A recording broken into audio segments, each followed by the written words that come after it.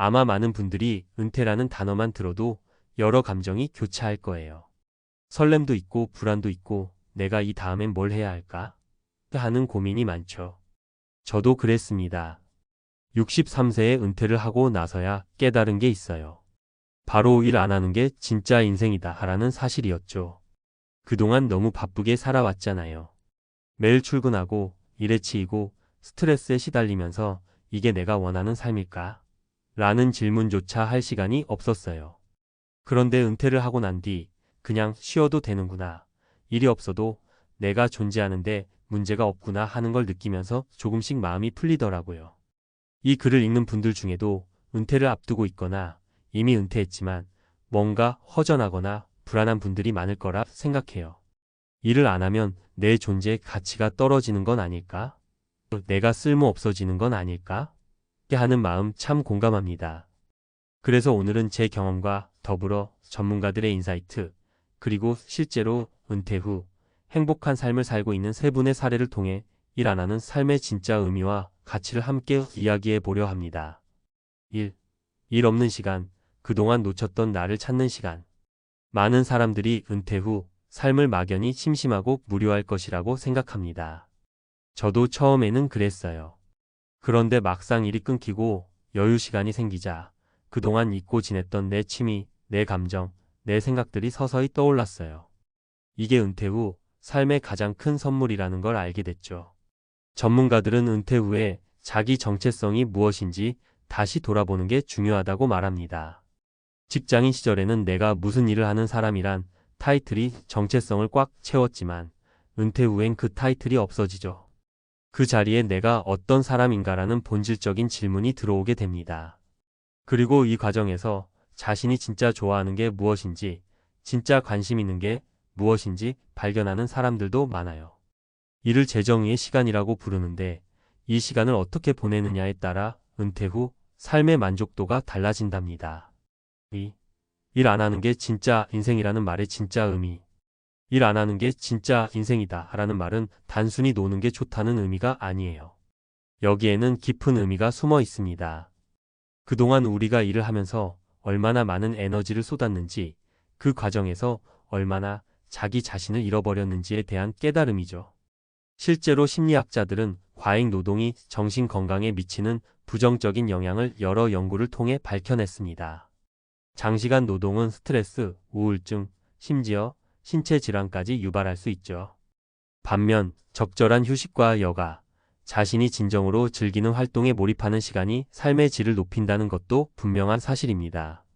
즉, 은퇴 후 일을 하지 않는 시간은 그동안 억눌렀던 자기 자신을 회복하는 과정이고 결국엔 진짜 나로 돌아가는 시간이자 행복의 출발점이 되는 거죠. 3. 현실적인 사례 3가지 은퇴 후 행복을 찾은 사람들. 첫 번째, 김 선생님 65세. 김 선생님은 대기업에서 30년 넘게 일하다 63세에 은퇴하셨습니다. 은퇴 초기엔 매일 뭘 하지? 고민하다 우연히 배드민턴 동호회에 가입했는데 이게 인생을 바꾸는 계기가 됐다고 하더군요. 매일 운동하며 친구들과 웃고 떠들다 보니 일할 때보다 더 행복하다는 말을 자주 하셨어요. 지금은 배드민턴 대회도 나가고 동네 카페에서 만나는 친구들과 삶의 이야기를 나누며 활기찬 노년을 보내고 계십니다. 두 번째, 박씨 63세 여성. 박씨는 은퇴 전 내내 직장과 가정 사이에서 바쁘게 살았어요. 은퇴 후에도 뭔가 계속 해야 할 것 같은 부담감이 있었는데 우연히 봉사활동을 시작하면서 마음이 편안해졌답니다. 남을 도우며 내가 쓸모 있는 존재라는 느낌을 받았고 사회적 관계도 늘면서 우울감이 사라졌다고 해요. 지금은 지역 사회에서 여러 봉사 모임을 주도하며 은퇴 후 삶의 활력을 얻고 있습니다. 세 번째, 이씨 64세. 이 씨는 은퇴하고 난 뒤 여행에 빠졌습니다. 여행을 통해 새로운 문화와 사람들을 만나며 젊었을 때 느끼지 못했던 자유를 만끽하고 있죠. 물론 경제적 준비가 잘 되어 있어야 가능한 일인데 이 씨는 은퇴 전부터 꼼꼼히 재무 계획을 세워둔 덕분에 걱정 없이 여행을 즐길 수 있었습니다. 이 씨는 일할 때보다 지금이 더 내가 주인된 삶 같다고 말합니다. 4. 은퇴 준비, 그리고 은퇴 후에 공감이 필요한 이유. 은퇴 준비는 단순히 재무 계획만을 의미하지 않습니다. 물론 경제적 안정은 매우 중요하지만 그보다 더 중요한 것은 정서적 준비입니다. 은퇴 후 느낄 수 있는 공허감, 존재감 상실, 사회적 단절 같은 문제에 미리 대비해야 하죠. 여기서 공감이란 아주 중요한 역할을 합니다. 은퇴 후 많은 사람이 느끼는 감정들을 가족, 친구, 커뮤니티에서 서로 이해하고 나눌 때 그 고립감이 크게 줄어듭니다. 은퇴자는 혼자가 아니며 누구나 겪는 과정이라는 사실을 인지하는 것만으로도 마음이 한결 편해집니다. 그래서 요즘은 은퇴 전후로 심리 상담, 멘토링, 동호회, 취미 모임 등이 활성화되고 있어요. 이런 커뮤니티는 나도 괜찮다는 안도감과 함께 새로운 인간관계를 형성하는 통로가 되기도 하죠. 5. 은퇴 후에도 계속 배우고 성장하는 삶. 일을 하지 않는다는 게 단순히 가만히 있는 걸 의미하지는 않습니다. 오히려 은퇴 후에는 평생 학습자가 되어야 해요. 새로운 취미를 배우거나 운동을 시작하거나 심지어 작은 아르바이트나 봉사를 하면서 자기 자신을 계속 성장시키는 거죠. 특히 뇌 건강 측면에서 보면 새로운 경험과 도전이 치매 예방에도 도움이 된다고 해요. 게다가 배움을 통해 자기 효능감이 높아지고 이는 곧 심리적 안정으로 이어집니다. 6. 마무리하며 진짜 인생은 일 안 하는 시간에 시작된다. 이제 조금은 감이 오시나요? 일 안 하는 게 진짜 인생이다 라는 말은 단순히 일을 그만두고 노는 것 이상을 뜻합니다. 그동안 바쁘게 달려오느라 잊고 지냈던 나 자신과 다시 만나고 진짜 내가 원하는 삶의 방향을 찾는 시간이라는 뜻이죠. 63세의 은퇴에서 저도 천천히 배워가고 있어요. 불안하고 두려웠던 마음도 조금씩 내려놓고 지금은 하루하루가 더 소중하고 즐겁습니다. 여러분도 꼭 일 안 하는 시간을 두려워하지 말고 그 시간을 통해 진짜 인생을 만나는 여정을 시작해 보시길 바랍니다. 분명 그 길 위에 행복이 기다리고 있을 거예요. 이어서 전문가 시각에서 좀 더 구체적이고 실용적인 내용으로 설명을 이어갈게요. 은퇴 후 일 안 하는 삶을 진짜 인생으로 받아들이려면 단순한 휴식 이상의 준비와 노력이 필요합니다. 이 부분에서 많은 분이 놓치기 쉬운 점들을 중심으로 실제 활용 가능한 팁과 조언들을 공유할게요. 1. 경제적 안정은 기초이자 기반. 우선 은퇴 후 안정적인 생활을 위해 가장 중요한 건 재무 준비입니다. 실제로 통계에 따르면 60대 이상 은퇴자 중 약 40%가 은퇴 후 경제적 어려움을 겪는다고 해요. 은퇴 후 평균 생활비를 감당하지 못하거나 예상보다 빨리 자산을 소진하는 경우가 많기 때문이죠. 예를 들어 한국의 한 연구에 따르면 65세 이상 부부 가구의 월 평균 생활비는 약 250만 원 정도인데 이 중 주거비와 의료비 비중이 상당히 큽니다. 따라서 은퇴 전에 최소한 10년 이상의 생활비를 커버할 수 있는 비상자금을 마련하는 것이 바람직합니다. 실전 팁: 국민연금, 퇴직연금, 개인연금 등 공적 사적 연금 자산을 꼼꼼히 점검하세요. 은퇴 후 소득원은 연금뿐 아니라 임대 수입, 취미 관련 소규모 창업, 프리랜서 활동 등 다변화하는 게 좋아요. 꼭 재무설계 전문가와 상담해서 예상 수입과 지출, 자산 소진 시점을 시뮬레이션해 보세요. 2.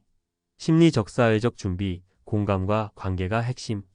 경제적 준비와 함께 중요한 게 바로 심리적 안정입니다. 은퇴 후 갑자기 일에서 멀어지면 자칫 사회적 고립과 우울감에 빠질 위험이 커요.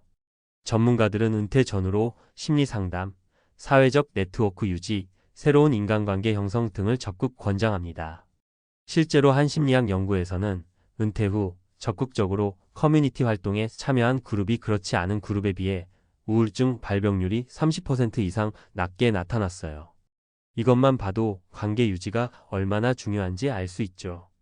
실전 팁: 은퇴 전부터 취미나 동호회, 자원봉사 등 활동을 시작해 사회적 연결망을 넓히세요. 가족과의 대화도 자주 하며 자신의 생각과 감정을 공유하는 습관을 들이세요. 새로운 사람과 만날 기회가 적다면 지역 커뮤니티 센터나 평생교육원 프로그램을 이용해보는 것도 좋아요. 3. 건강관리, 몸과 마음 두루 챙기기. 몸과 마음은 때려야 뗄 수 없어요. 은퇴 후 충분한 휴식도 중요하지만 규칙적인 운동과 건강 관리가 반드시 병행돼야 합니다. 특히 60대 이후부터는 근육량이 자연스럽게 줄고 만성질환 위험이 높아지니 평소 꾸준한 관리가 필수죠. 예를 들어 한 연구에 따르면 주 3회 이상 30분씩 유산소와 근력 운동을 병행한 은퇴자 그룹은 그렇지 않은 그룹보다 삶의 만족도가 20% 이상 높게 나타났습니다. 실전 팁: 걷기, 수영, 요가 등 관절에 무리가 적은 운동을 꾸준히 하세요. 정기 건강검진을 통해 만성질환 예방과 조기 발견에 힘쓰세요. 정신 건강을 위해 명상, 취미활동, 사회적 교류를 병행하면 좋아요. 4. 자기계발과 새로운 도전, 평생 학습자 되기. 은퇴 후 일을 안 한다고 해서 멈춰버리면 오히려 인생의 질이 떨어질 수 있습니다.